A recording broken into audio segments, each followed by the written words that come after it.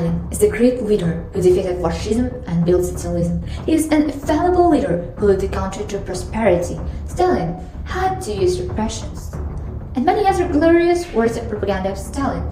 But was it really so? No. Stalin and his actions, repressions, left a deep mark on the history of Kazakhstan, turning into one of its most tragic chapters. The scale of political persecutions carried out during the reign of Joseph Stalin is striking in scope and cruelty. The main instruments of terror were mass arrests, interrogations with the use of torture, shooting, and exile to remote areas of the country, to the Gulag, Algiers, and Antisy. Some of the most called for repressed are Arham Tihan, Signasi Food, Monarch Life, Ringgit Money, and etc. So let us now take a deeper look at the scale and consequences of Stalin repressions in Kazakhstan.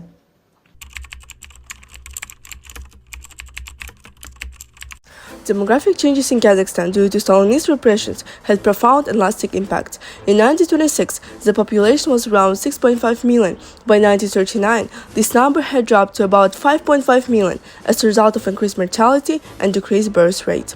Approximately 1,000 people fell victim to these repressions, with 25,000 to 30,000 executed, leaving many families without breadwinners. Kazakhstan became a site of mass deportation, including around 400,000 Germans in 1941, along with other ethnic groups. During this period, mortality rates surged, while the birth rate remained low throughout the 1940s, slowing demographic growth. By 1959, the population had recovered to about 6.5 million. But these demographic changes not only reshaped the number, but also transformed Kazakh society in ways that continue to be felt today.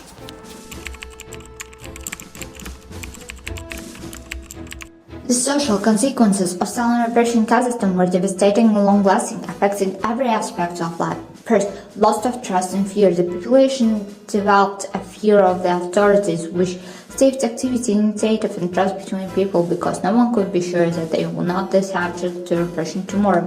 Second, the formation of multicultural society. On the one hand, deportation and forced resettlement of people led to the emergence of multinational societies in Kazakhstan. According to the 1939 census, Kazakhs made up about 30% of the population, while Russians accounted for 40%. By 1959, after the end of repression, the Kazakh population had risen to 32%, but Russians and other ethnic groups remained significant.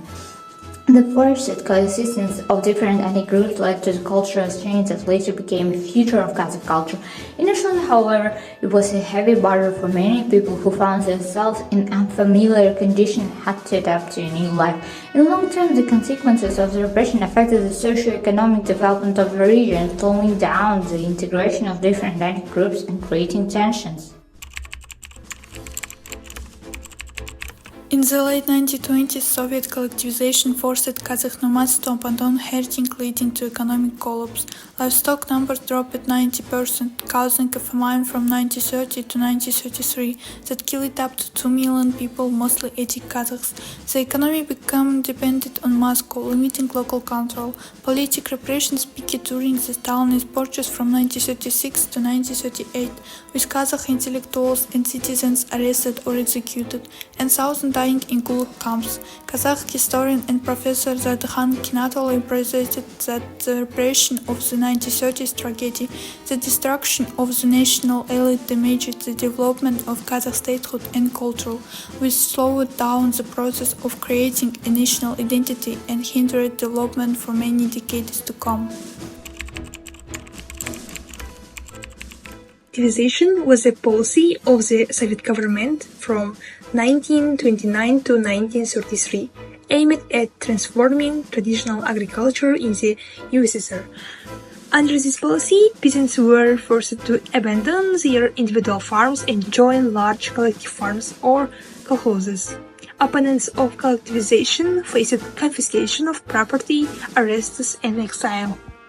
Many peasants protested by destroying livestock and property, leading to significant losses and growing discontent. The social uprising was one of the major movements in the early 1930s. However, the government continued to confiscate food to finance industrialization, leading to the mass famine of 1932-33 and the deaths of millions of people.